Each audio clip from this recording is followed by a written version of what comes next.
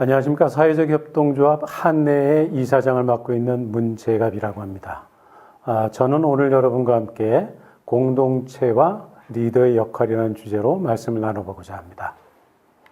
우선 첫째, 리더는 누구인가? 그리고 조직 운영과 리더의 역할, 현장 사례로 본 리더의 모습, 이렇게 세 챕터로 나누어 설명을 드릴 건데요. 그 첫 번째, 리더는 누구인가에 대해서 알아보도록 하겠습니다. 역사 속의 리더는 어떤 사람들을 한번 볼 수 있겠냐면 나폴레옹과 이순신 그리고 정약용 선생에 대해서 한번 알아보도록 하겠습니다. 이어서 오너십과 리더십 그리고 파트너십의 차이에 대해서도 한번 알아볼 거고요. 그리고 마지막으로 새로운 리더의 덕목에 대해서 함께 알아보도록 하겠습니다. 역사 속의 리더 중에 제일 먼저 언급되는 사람은 나폴레옹입니다. 리더의 덕목으로서 정직함, 침착함, 책임감을 강조했죠. 나폴레옹은 유럽 전역에서 대단한 영웅으로 칭송을 받고 있긴 합니다만, 그러나 리더라는 입장에서 볼 때는 조금 평가가 달라질 수도 있습니다. 스페인 내전에도 개입했고요. 잘 아시는 것처럼 러시아도 침공을 했고, 그리고 결정적으로 워털루 전투에서 실패를 함으로 해서 나폴레옹 시대가 사실상 끝이 납니다. 나폴레옹은 모든 것을 독단적으로 결정하거나 사사로운 일까지 자신이 결정하려고 했다고 합니다. 이 독단적인 결정이 극에 달해서 군대를 지나치게 혹사했다고도 하죠. 여러분들은 나폴레옹에 대해서 어떻게 생각하고 계십니까? 보통 우리가 영화를 보게 되면 저 당시의 전투는 큰 벌판에서 양쪽 군대가 모두 집결한 상태에서 치열한 백병전을 전개하는 것을 많이 보셨을 겁니다. 그렇습니다. 나폴레옹은 전투 일선에서 직접 참여한 것이 아니고 먼 곳에서 전체적인 상황을 조명하면서 자신이 해야 될 역할을 했던 그런 지휘관이었습니다.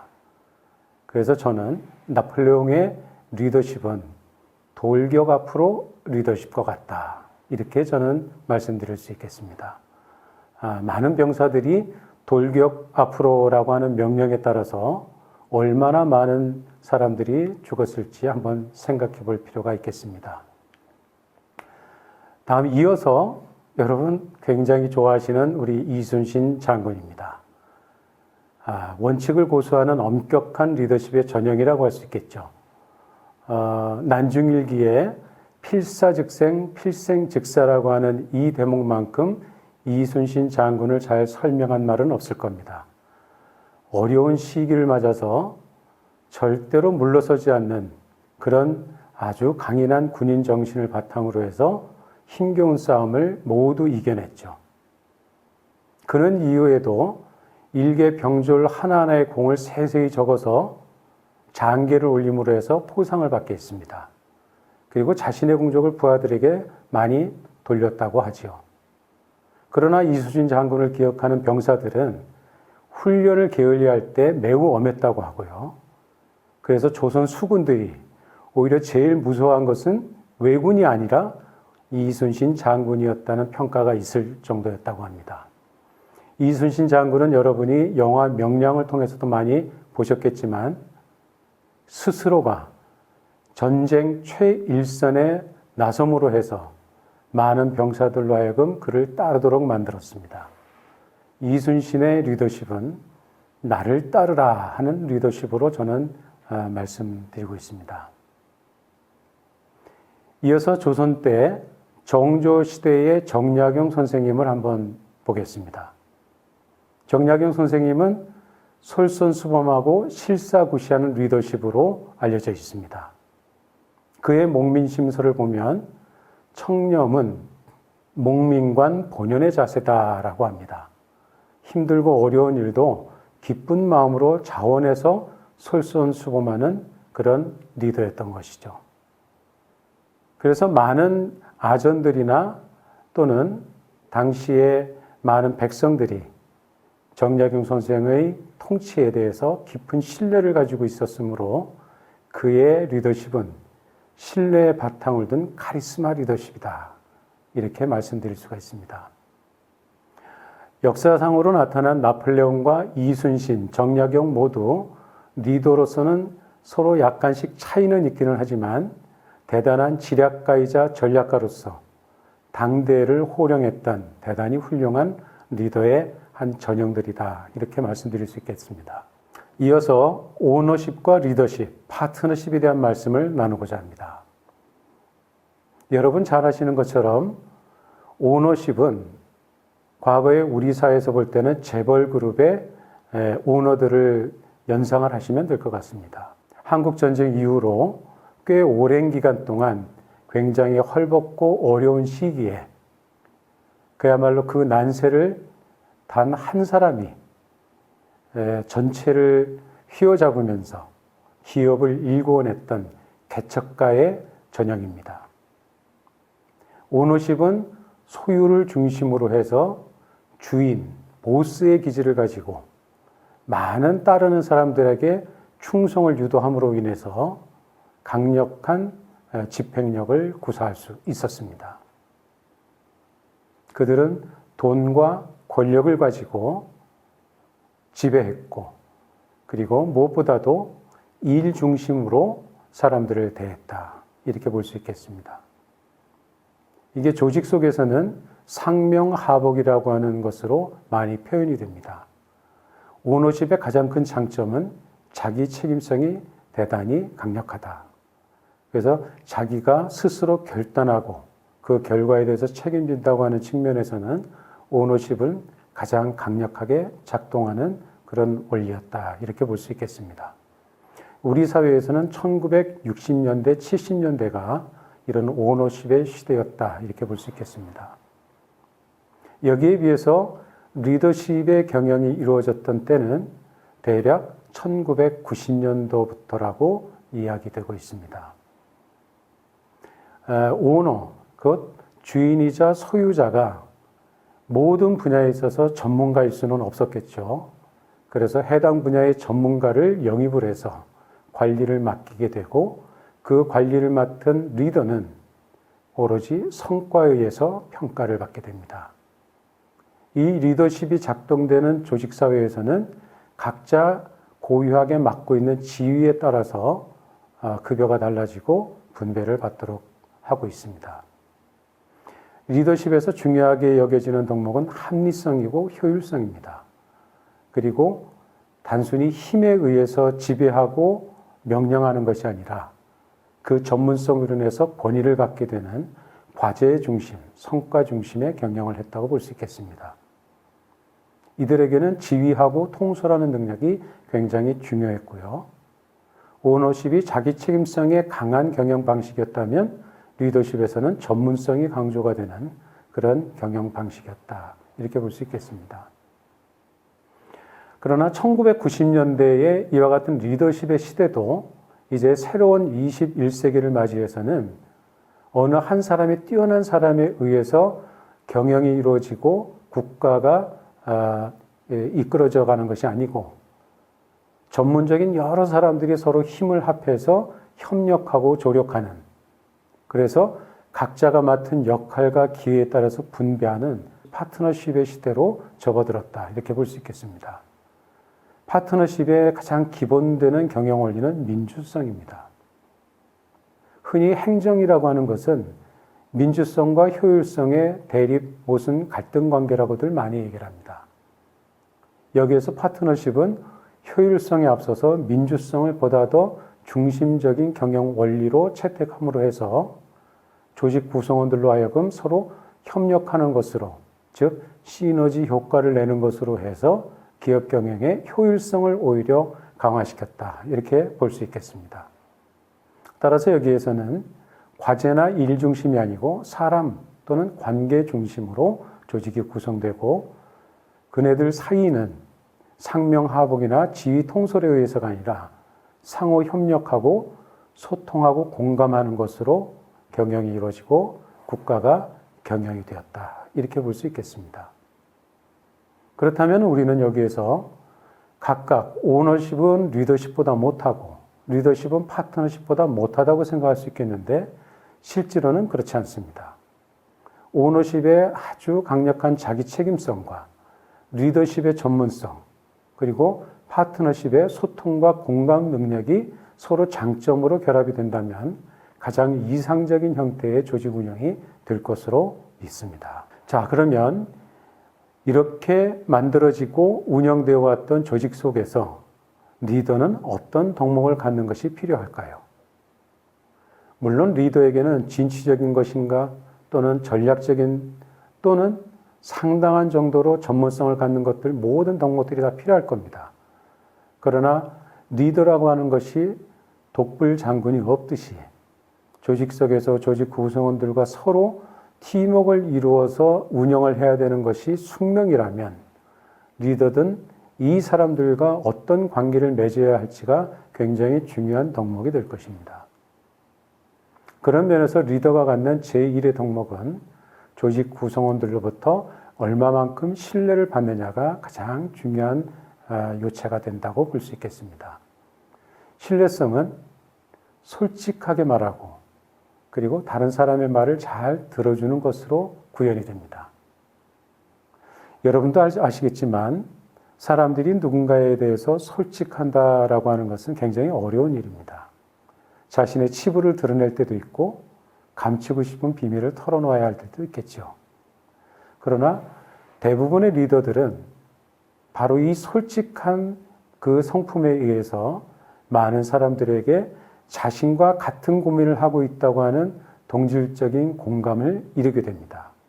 그리고 솔직한 사람들에 대해서는 무언의 약속이 있는 것처럼 서로에게 끌리고 그 끌리는 것으로 신뢰가 더욱 돈독해진다 이렇게 볼 수 있겠습니다. 그래서 이렇게 신뢰가 많은 사람들은 그 사람 주위로 많은 사람들이 모이게 됩니다. 그래서 무엇보다도 중요한 조직에서 무엇보다도 중요한 협력의 구심체 역할을 하는 것이 바로 신뢰성 높은 리더입니다. 두 번째 덕목은 전문성이 되겠습니다. 업무 능력이 뛰어나거나 앞을 내다보는 안목이 있는 사람이죠. 업무 능력이 전혀 없는 사람이 누군가에게 명령을 하거나 협조 요청을 할 때에 한두 번은 가능할지 모르겠습니다. 그러나 시간이 지나면 리더를 얕보게 되고 리더를 신뢰하지 않게 됩니다. 그래서 리더가 갖는 그 분야에 있어서의 전문성은 리더가 리더일 수 있도록 활동하는 데 있어서는 대단히 중요한 것이다. 이렇게 볼 수 있겠습니다. 그래서 기업 경영에서는 행정 실무에 능통한 전문가 또는 대외 협력 분야에서 능통한 전문가, 마케팅 기획 분야에서 또한 전문성을 갖고 있는 사람, 이런 분들이 리더의 자질을 갖는데 상당히 중요하다고 볼 수 있겠습니다. 그러나 리더가 역시 만능맨은 될 수가 없겠죠. 이 많은 분야에서 모두 전문성을 갖는 것은 대단히 어렵습니다. 그래서 기업 경영에서 해당 국면에 가장 필요로 되는 덕목이 무엇인지를 알고 거기에 맞는 적절한 리더를 영입하는 것은 대단히 중요하다. 우리가 흔히 마을에서 마을 사업을 하려고 한다면 이 리더의 전문성은 저는 이것이 되어야 한다고 특별히 강조해서 말씀드립니다.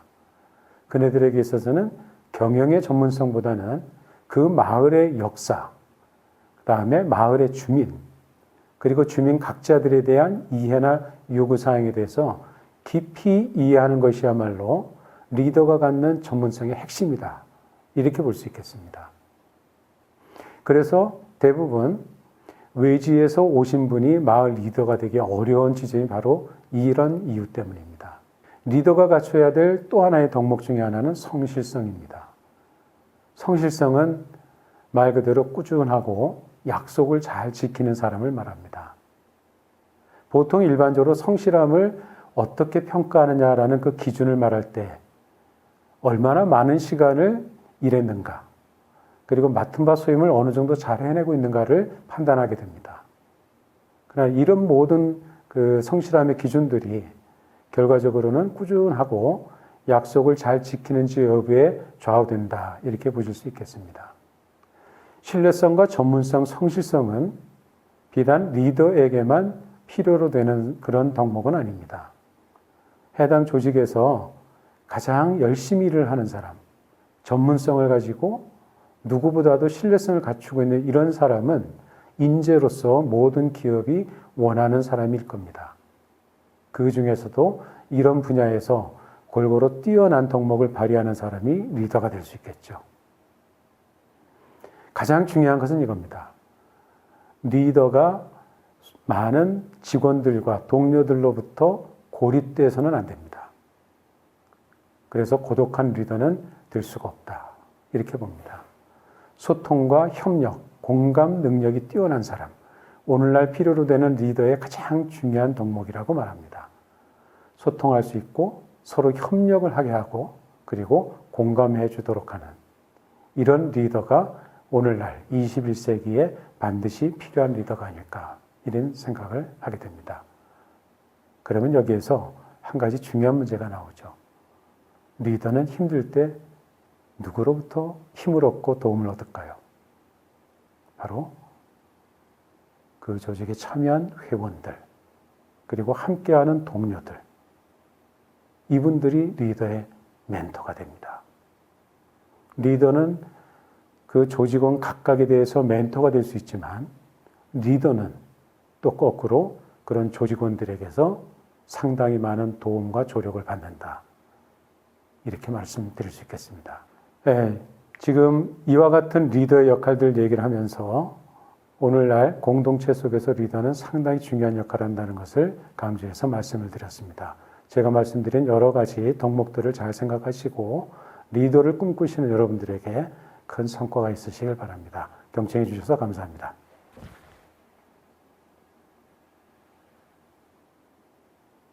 네, 이어서 조직 운영과 리더의 역할에 대해서 말씀드리도록 하겠습니다. 우선 먼저 소통입니다. 소통은 말 그대로 막힘이 없이 잘 통한다. 또는 둘 사이에 있는 장애를 없애고 서로 연결한다. 이런 뜻입니다. 그래서 소통이라고 하는 것은 어느 한쪽만 원하고 잘한다고 해서 이루어지기가 어렵다는 것이죠. 서로가 호흡이 맞아야 되고요. 손바닥도 서로 마주쳐야 소리가 나는 겁니다. 요즘에는 낯선 것을 서로 익숙하게 해주는 것, 그리고 남남의 관계가 서로 친해지도록 하는 것을 소통이라고 하기도 합니다. 소통은 흔히 의사소통이라는 말로 많이 이야기되어지고 있습니다. 서로 생각한 것이 어떠한지를 아는 거죠. 나의 생각을 상대방에게 말해주는 것이고 상대방의 생각을 말을 통해서 제가 이해하는 것입니다. 소통이 잘 안 되는 경우는 일방적일 때 잘 안 됩니다. 그리고 소통이 잘 된다고 하는 것은 서로가 서로에게 마음을 열었을 때 가장 소통이 원활하다 이렇게 말할 수 있습니다. 소통을 가장 잘하는 방법은 무엇보다도 자주 만나는 데 있습니다. 그래서 보통 회사에서 업무가 끝나고 나서 회식을 많이 하죠. 물론 이런 것은 비공식적인 소통이라고 할 수 있지만 회사 경영이라고 하는 것, 그리고 우리가 공동체 속에서 서로 원활하게 그 모임이 유지되는 그 이유를 위해서 서로 자주 만나는 것은 대단히 중요합니다. 이렇게 소통이 잘 되는 사람들이 있다면 어느 조직에서건 상당한 시너지 효과를 내게 됩니다. 두 번째 단계에서 중요한 것은 참여입니다. 참여가 굉장히 중요하다고 말을 하는데요. 민주주의의 요체 중에 하나는 의사결정에 참여할 수 있느냐 없느냐입니다. 여러분들이 아주 먼 옛날을 한번 생각해 보시면 고대 그리스 사회에서 이 참여의 자유가 있는 시민들을 제외한 나머지 사람들은 참여할 수 없었고 따라서 그들에게 민주주의는 허용되지 않았습니다. 참여는 흔히 우리가 요즘 많이 얘기가 되고 있죠. 깐부가 되는 것입니다. 저는 깐부가 일본 말인 줄 알았더니 그렇지가 않더군요. 오래전에 함경도에서 쓰던 말이 조금 변형이 돼서 깐부라는 말이 되었다. 그런 표현도 있고요. 여러 가지 이유가 있는데 다만 우리 사회에서 만들어진 말은 분명한 것 같습니다. 이 참여라고 하는 것은 단지 자리를 차지하는 참가와는 구별이 됩니다. 예를 들어서 회의에 참여를 할 때 어떤 분은 전혀 발언도 없고 또 회의에서 딴짓하면서 단지 자리 하나만 차지하고 있는 경우가 많이 있습니다. 이런 사람을 두고 우리가 그 회의에 참여했다 이렇게 말하지는 않습니다. 결국 참여라고 하는 것은 그 사람들 관계 속으로 들어가는 것입니다. 그리고 그들끼리의 논의와 결정에 나도 개입해서 함께 하는 것이죠. 보통 참여라고 하는 것은 주변인, 경계인 또는 방관자가 아니라 그 회사 또는 그 공동체의 주인이 되는 길이다. 이렇게 볼 수 있겠습니다. 민주주의는 참여 민주주의입니다. 민주주의는 의사결정에 참여하는 것부터 시작이 됩니다. 참여 없이는 민주주의가 없다.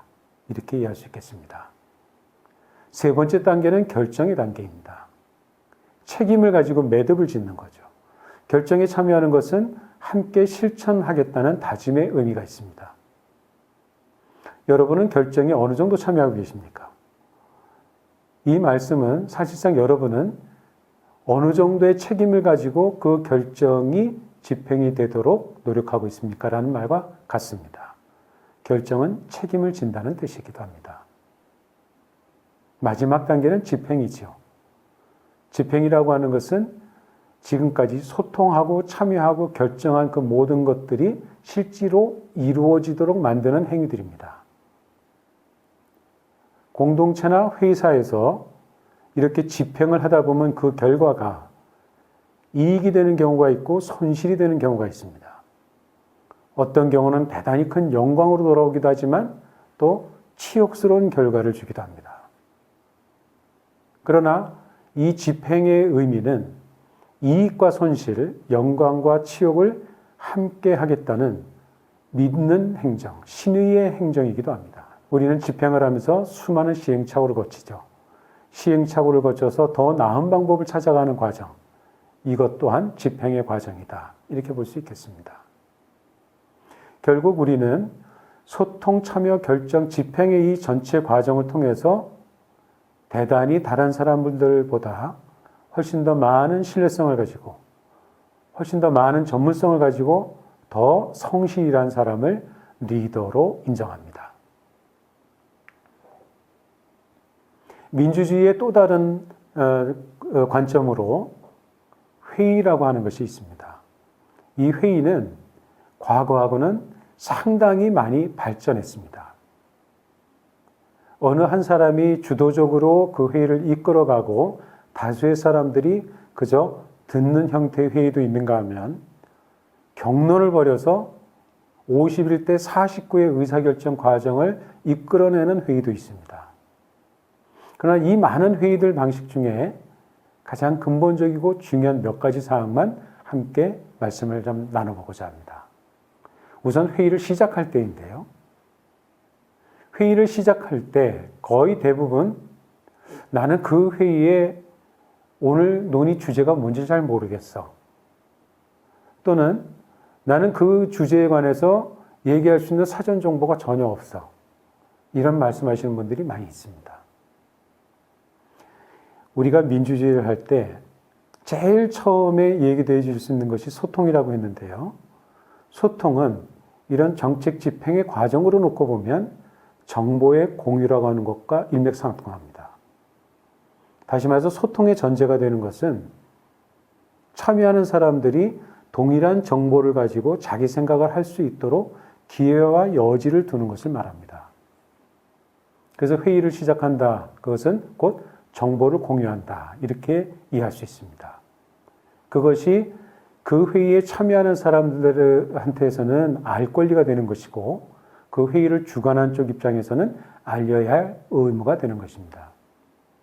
이 회의 주제를 제안한 배경이 무엇인지, 그리고 쟁점은 어떤 것인지, 그리고 그런 의사결정 과정 이후에 집행이 되면 어떤 효과가 있는지에 대해서 사전에 자세히 알려야 합니다. 이런 정보의 공유가 제대로 이루어지지 않을 경우에는 소수가 독점하는 회의가 될 수 있어서 피해야 됩니다. 두 번째 주제는 모두가 참여하고 함께 결정한다는 원칙을 세우는 겁니다. 회의에 배제할 수 있는 사람은 없습니다. 적어도 함께 공동체를 이루는 사람이라면 그 회의에 참여하나마나 또는 안 왔으면 하는 사람, 이런 사람이 있는 것은 대단히 불행한 일입니다. 의견의 차이가 있더라도 모두가 참여할 수 있도록 독려해 주셔야 됩니다. 그리고 의견이 갈리더라도 서로 신뢰를 가지고 서로 배려하고 합의해 나가는 과정을 통해서 함께 결정할 수 있도록 해야 됩니다. 우리는 이 과정을 통틀어서 절차적 민주주의라고 합니다. 여기에서 제가 특별히 강조해서 말씀드릴 것은 사회자의 역할입니다. 대개의 경우는 사회자가 어느 한쪽의 의견의 치우침으로 인해서 그 회의가 중립적으로 이루어지질 않고 편향되게 이루어지는 회의를 많이 보았습니다. 그래서 대부분의 모든 모임이나 단체, 기관에서는 사회자의 엄정한 중립을 정하는 그런 약속을 지켜야 됩니다. 사회자의 엄정한 중립은 올바른 의사결정이 이루어지도록 하는 가장 기본된 전제입니다. 세 번째는 다수결에 대한 오해입니다. 다수결이 능사가 아니라는 거죠. 물론 지금은 민주주의 시대입니다. 그래서 한 사람이라도 다수를 점하는 쪽의 의견을 받아들이고 집행해야 됩니다. 그걸 부인할 수는 없죠. 그러나 가령 우리가 몸담고 있는 마을이라는 하나의 공동체에서 다수결을 통해서 의사결정하는 것을 2번, 3번, 4번 지속적으로 한다고 가정합시다. 그럼 거기에는 늘 다수결로 인해서 소수자로 전락하고야만은 그런 주민들이 생길 겁니다. 그리고 다수결에 편승해서 늘 이익을 보는 사람들이 생길 겁니다. 다수결은 불가피합니다. 그러나 모든 의사결정을 다 다수결로 한다면 그것은 곧 독이 든 성배를 받는 것과 같습니다. 다수결 이전에 만장일치는 과연 불가능한 것인가를 먼저 고민해 보셔야 됩니다. 모두가 다 동의할 수 있는 의견을 낸다? 쉽지는 않죠. 그러나 몇 가지만 여러분들이 고려를 하신다면 다수결보다는 그래도 그나마 나은 의사결정을 할 수가 있습니다. 그 중에서 한 가지를 말씀을 드리면 낮은 단계로부터 합의에 들어가는 겁니다. 예를 들어서 회의가 끝나고 식사를 같이 한다고 합시다. 우리는 그럴 때 무엇을 먹을 것인지를 회의 참석자들한테 묻죠. 느닷없이 나는 한식을 먹을래. 느닷없이 나는 양식을 먹을래. 이렇게 해서는 합의가 되지 않습니다. 그래서 합의의 단계를 조금 나눠서 한번 해보시라는 거죠. 우선은 처음 다 같이 끝나고 나서 식사를 같이 하시겠습니까?를 묻습니다. 그리고 나서 한식, 양식, 일식, 분식 가운데 어떤 것을 할지를 선택을 합니다. 물론 다수는 한식을 원하지만 일부는 양식이나 일식 또는 분식을 원할 수 있습니다. 그럴 때 다음과 같은 이야기를 통해서 한번 의견일치를 보는 방법을 한번 취해 보시면 어떨까요? 예를 들어서 자, 이번에는 다수가 한식을 먹자고 하니 이번에는 한식으로 같이 갑시다. 다음에 우리가 두 번째 회의를 할 때는 오늘 두 번째로 의견을 많이 주신 양식으로 다음은 식사를 하도록 합시다. 결국 소수자는 시차를 두어서 고려가 되고 배려된다는 생각을 갖게 될 것입니다. 이렇게 한 번에 결정을 하고 그 다음에 이어서 소수자를 배려하는 방법, 그리고 낮은 단계로부터 높은 단계로 합의에 들어가는 방법, 이런 것들은 비록 만장일치가 되지는 않더라도 최소한 다수결로 인해서 서로 마음 불편한 의사결정보다는 그래도 조금은 더 낫다고 말할 수 있지 않을까요? 그런 방식으로 여러분들은 다수결이 아닌 다른 방식으로 더 많은 사람들이 동의하고 만족할 수 있는 방법을 찾는 노력을 해주시면 좋겠습니다. 마지막으로 설명과 설득, 이해와 양해, 배려에 대한 말씀을 드리겠습니다. 소수 의견을 보호하는 방법은 사실 여러 가지가 있습니다. 소수자들의 의견을 듣는 거죠. 그리고 만약에 필요하다면 왜 그것이 옳은지, 왜 또는 그것이 그른지, 또는 왜 그런 선택을 하는지에 대해서 충분히 설득을 합니다. 그리고 상대방의 이야기를 이해하려고 애를 씁니다. 만약에 그렇게 해서도 서로 양보가 안 되면 제가 먼저 양해하고 배려를 합니다. 결국 이와 같은 노력들은 다수자들이 회의를 통해서 소수자를 보호함으로 인해서 결과적으로는 집행을 할 때 소수자들의 노력까지도 함께 집행하는 데 참여하도록 만드는 결과를 나타내 줍니다. 대의에 어긋남이 없다면 서로 양보하는 미덕을 발휘해 보시는 건 어떻겠습니까? 지금 화면에 보이는 장면은 국무회의 장면과 여러분들이 마을에서 흔히 하는 마을회의의 장면입니다. 모양은 다 똑같죠. 그런데 우리가 마을에서 회의하는 장면을 보면 조금 더 자유로운 분위기에서 얘기하는 것을 느낄 겁니다. 이분들에게는 균등한 발언의 기회가 보장이 되고 서로 의견이 갈릴 때는 치열하게 찬반 토론도 가능합니다. 그리고 경우에 따라서는 다수결도 할 수 있고 만장일치의 의사결정을 할 수도 있습니다. 여기서 제가 한 가지 말씀을 좀 제안을 드리자면 보통 제가 회의를 해보니까 10명이 같이 회의를 해서는 충분히 의견 듣기가 조금 어렵더라고요. 그래서 대개의 경우는 한 6명, 7명, 많아도 10명이 넘지 않는 범위로 분임을 나누어서 토론하는 것이 훨씬 효율적이라는 생각을 하게 됐습니다. 그래서 인원이 많을 때는 같은 주제와 토론 방식을 두고 분임을 나누어서 토론해 보는 것이 상당히 효율적이다. 한번 고민해 보셨으면 좋겠습니다. 회의를 할 때는 회의에 지켜야 될 수칙들이 있습니다. 그 가장 중요하게 여길 수 있는 수칙 몇 가지만 좀 말씀을 드리면 회의에 참여하는 사람들이 누구나 다 발언할 수 있는 기회를 주는 게 좋겠습니다. 그러나 많은 사람들이 참여한다면 한 사람한테 돌아가는 발언 시간이 짧아질 수밖에 없겠죠.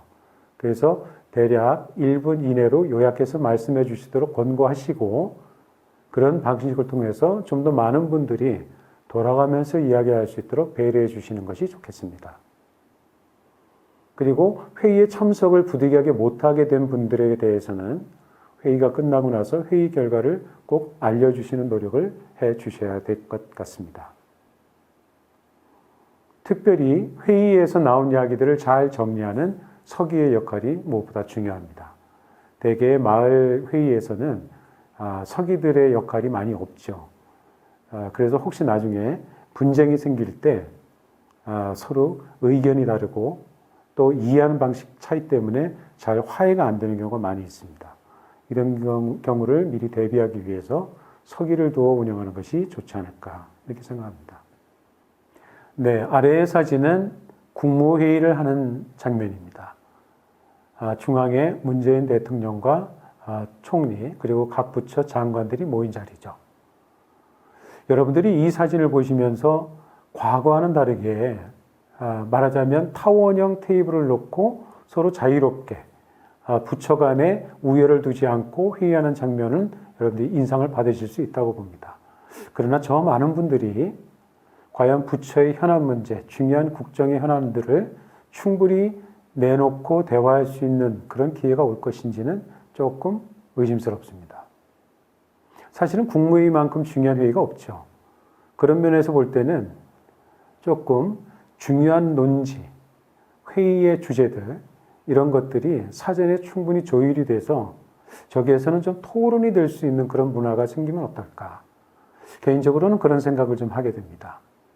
과거에 비해서는 상당히 발전된 회의 방식이긴 하지만 여전히 이렇게 많은 분들이 참여해서 과연 원활한 회의가 될 것인지 거기에 대해서는 조금 의심스러운 바가 좀 있습니다.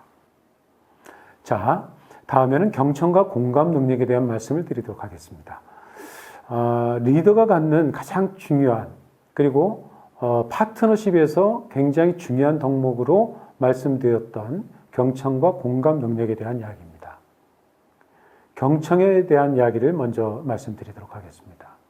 경청은 말하자면 귀를 기울여 듣는다 하는 뜻입니다.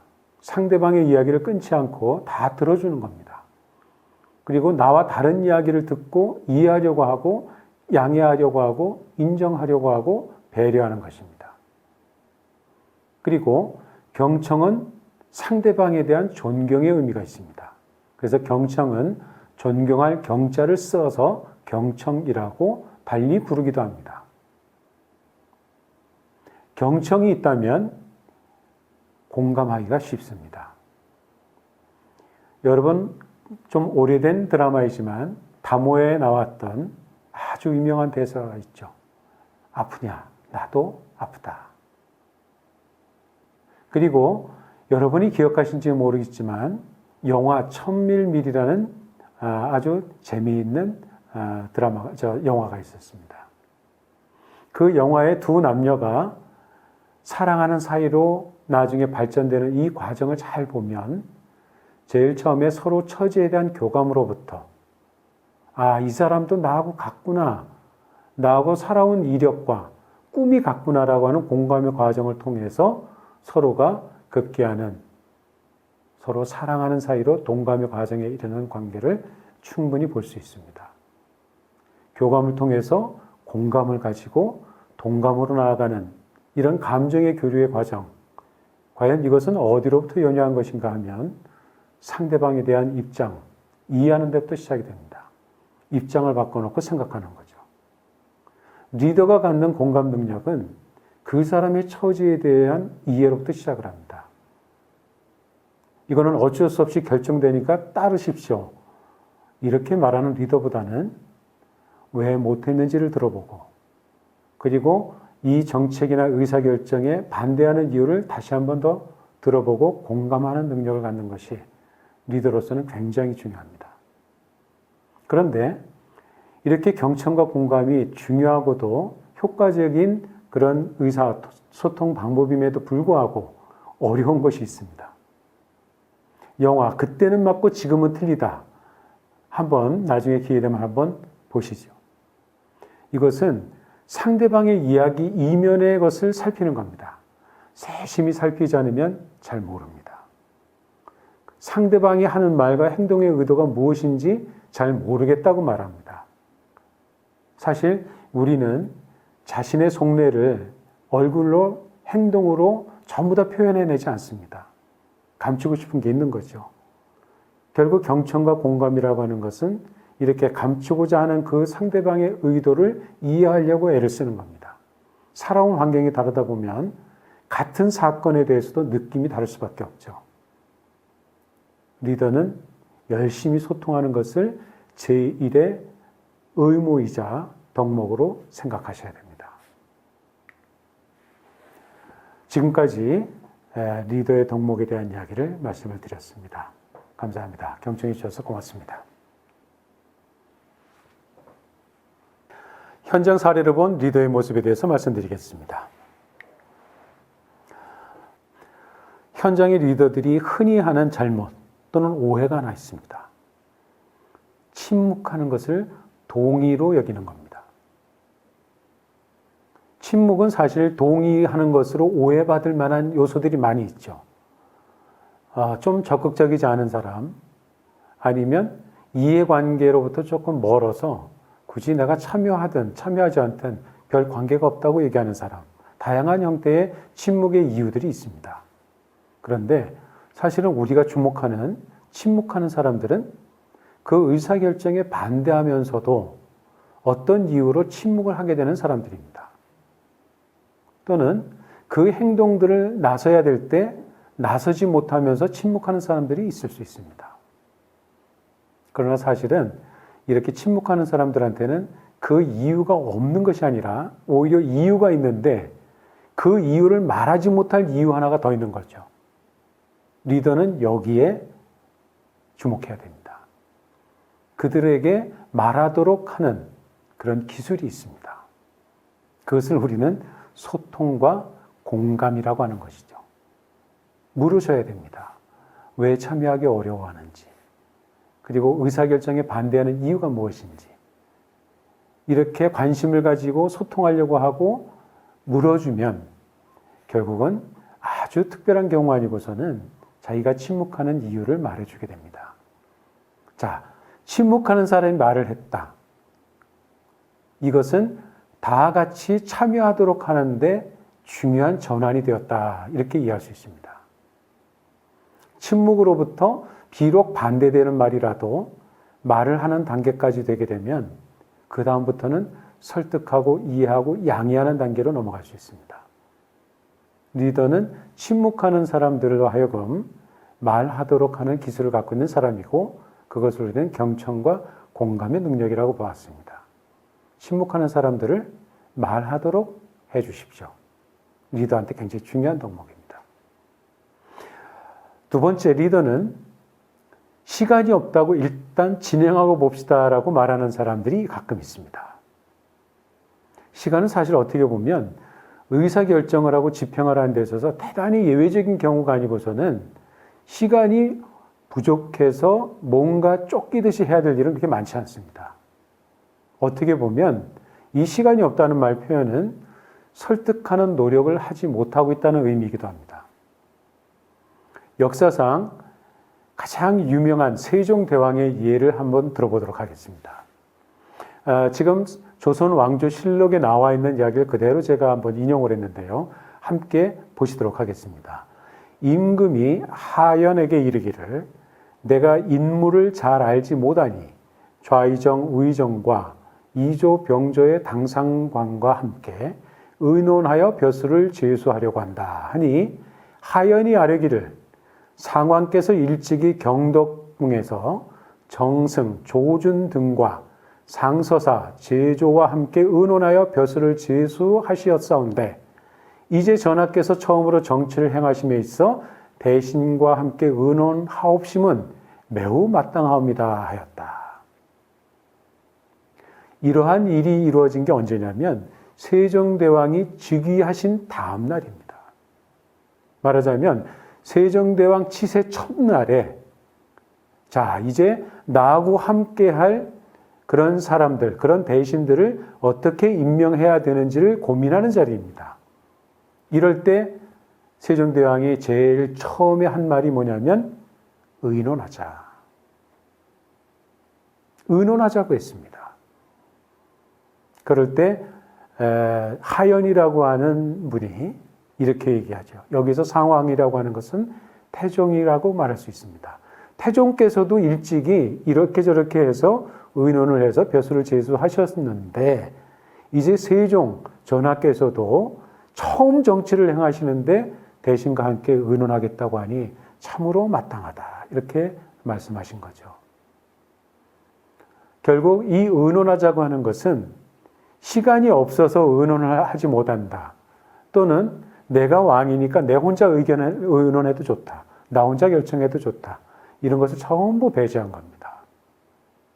그래서 많은 사람들이 결국 그 의논에 참여함으로 인해서 국정에 상당히 많은 좀 더 풍부한 그런 의사결정을 하게 되었다 하는 사례로서 세종의 즉위 첫날 했던 이 의논하자라는 말은 대단히 많은 사람들이 귀감을 삼아야 될 말이 아닌가 이런 생각이 듭니다. 리더는 내 의견이 틀릴 수 있다는 전제가 있어야 됩니다. 그리고 나하고 다른 의견도 그 나름대로 일리가 있다는 것을 이해하셔야 됩니다. 요즘 초등학교 학생들은 토론과 토의에 대해서 그 차이가 있다는 것을 분명히 알고 있습니다. 여러분은 토론과 토의에 대해서 그 차이를 알고 계시나요?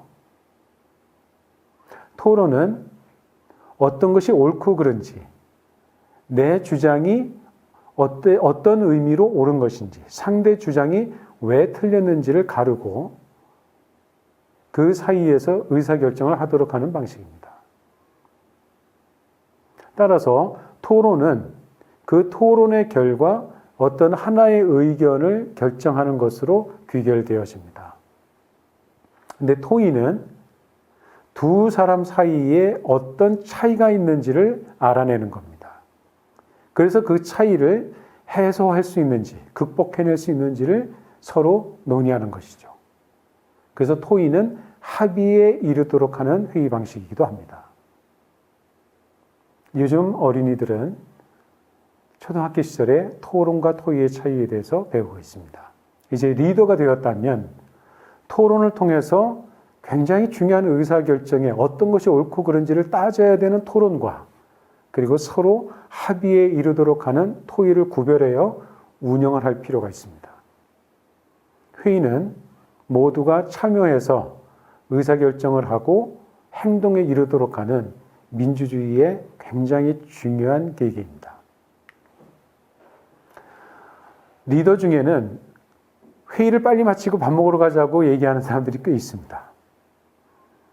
말하자면 회의는 그냥 설렁설렁하고 비공식적인 자리를 더 강조하는 것이죠. 그런데 사실 회의에서만 어느 정도 언로가 보장이 되면 그 회의는 굉장히 잘 이루어집니다. 민주주의가 아주 잘 이루어지게 되죠. 그런데 회의를 얼렁설렁, 얼렁뚱땅, 그냥 형식적으로 마치게 되면 사실 하고 싶은 얘기를 다 하지 못하고 언론은 막히게 됩니다. 바로 이 언로가 막히는 자리에서 독선이 자라게 되는 거죠. 리더가 피해야 될 제일 나쁜 것 중에 하나로 독선을 꼽습니다. 공식적인 자리와 비공식적인 자리를 구별해서 운영을 하실 필요가 있습니다. 회의는 공식적인 자리죠. 그 다음에 회식 자리는 비공식적인 자리입니다. 공식적인 자리에서 여러분들은 회원 또는 공동체 구성원들에게 얼마나 자유로운 의견 개진의 시간을 또는 그런 배려를 하고 계십니까? 굉장히 중요한 것이라고 볼 수 있겠습니다.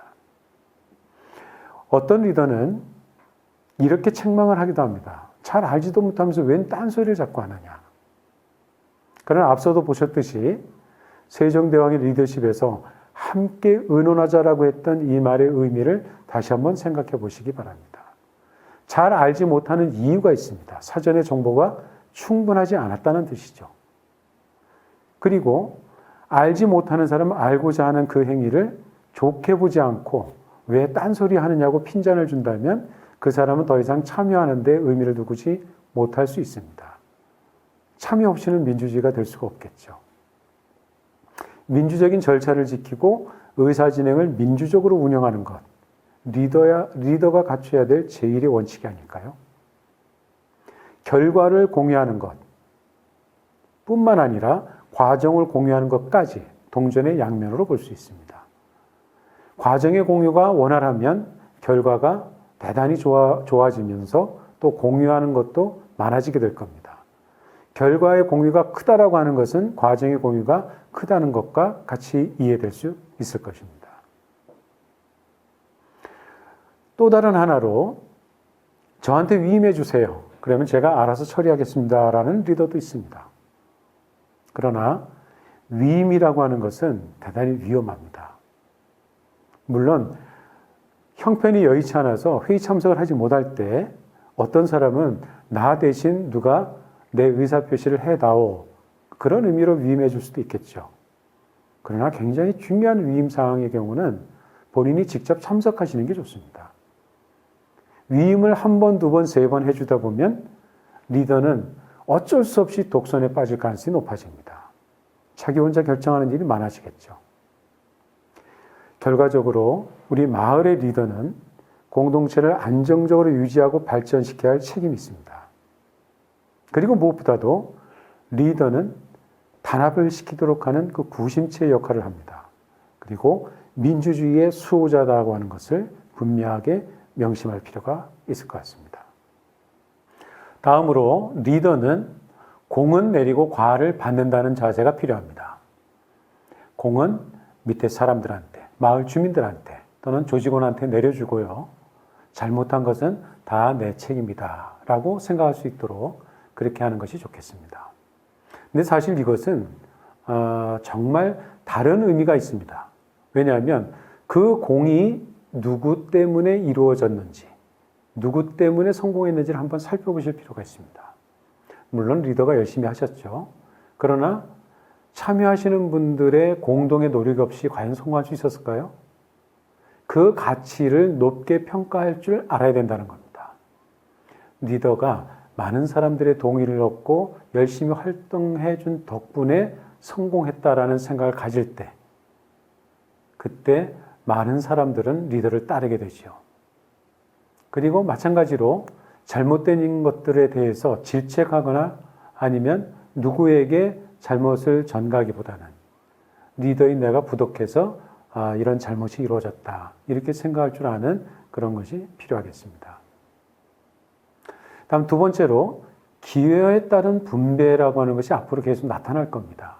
어떤 사람이 이 성공적인 활동에 대해서 특별히 공로가 많다, 그 사람에게 더 많은 혜택을 줘야 된다는 그런 의미의 분배를 말할 때죠. 주의할 것이 있습니다. 뭐냐면 사실은 이 분배에서 더 중요하게 주목해야 될 것은 보이지 않는 곳에서 역할을 하신 분들입니다. 앞장서서 소리나게 기여를 하신 분들이 있는가 하면 뒤에서 소리 없이 기여하신 분들이 있습니다. 리더는 이런 분들을 꼼꼼하게 살펴주셔야 됩니다. 그래서 성공은 모두가 힘을 모아서 이룬 것이다, 이 생각을 절대 잊어서는 안 될 것 같습니다. 다음, 조직이 깨지면 배계하기 무효하다는 생각을 꼭 잊지 않기를 바랍니다. 차별은 조직이 와야 되는 근본 원인입니다. 어떤 사람에 대해서 특별하게 공을 더 크게 하고 어떤 사람한테는 과를 돋보이도록 만들어내면 결과적으로 차별이 되는 것이라고 볼 수 있겠습니다. 뿐만 아니라 리더의 독선도 조직이 쪼개지는 여러 가지 이유 중에 하나가 됩니다. 그리고 어떤 사람들은 리더 한 사람을 두고 지지하는 사람과 지지하지 않는 사람으로 쪼개지는 경우도 있습니다. 그걸 우리는 분파주의라고 말하는데요. 조직 활동에서 해악이 굉장히 큽니다. 그래서 집단과 집단이 서로 쪼개져서 갈등하는 것을 리더들은 반드시 주의 깊게 보시고 그렇게 되지 않도록 애를 쓰셔야 됩니다. 마을 리더는 소명의식을 가지고 있습니다. 공동체를 안정적으로 유지하고 발전시킬 책임이 있다는 것을 느끼셔야 됩니다. 마지막으로 열심히 일하는 리더, 열심히 일하지 않는 리더가 있을 수 있습니다. 일하지 않는 리더는 비난을 피할 수 있습니다. 열심히 일을 하다가 보면 실수하는 일이 생기기도 하고 결과가 나쁠 수도 있죠. 그럴 경우에는 비난을 받을 수도 있습니다. 그러나 일하지 않는 리더는 그런 비난으로부터도 피할 수 있지만 칭찬받을 일도 없다는 것을 기억하시기 바랍니다. 열심히 일하는 리더는 공동체에서 굉장히 많은 역할을 합니다. 그 공동체에서 많은 역할을 하는 리더와 그 리더를 따라서 함께 공동체 발전을 위해서 노력하는 주민 또는 조직원들이 함께 힘을 모아서 결과적으로 더 큰 성과를 낼 수 있도록 하는 것, 이건 역시도 리더가 해야 될 중요한 역할 중에 하나라고 볼 수 있겠습니다. 지금까지 현장에서 리더들이 흔히 하는 실수에 대해서 몇 가지를 놓고 같이 생각을 해보았습니다. 여러분들은 어떤 리더가 되고 싶습니까? 마을 공동체가 정말 좋은 리더와 함께 좋은 사업으로 더 큰 행복감을 가질 수 있도록 이 공동체가 발전되도록 하기 위해서 리더는 마을 주민들에 대해 어떤 태도를 가져야 할까요? 리더에게 모든 것이 달려있지는 않지만 리더는 마을에서 대단히 중요한 위치에 있는 사람, 중요한 역할을 하는 분들입니다. 여러분들이 훌륭하고 좋은 리더로서 마을 공동체 발전을 위해서 굉장히 큰 기여를 할 수 있도록 하기를 진심으로 기원합니다. 그동안 경청해 주셔서 감사합니다.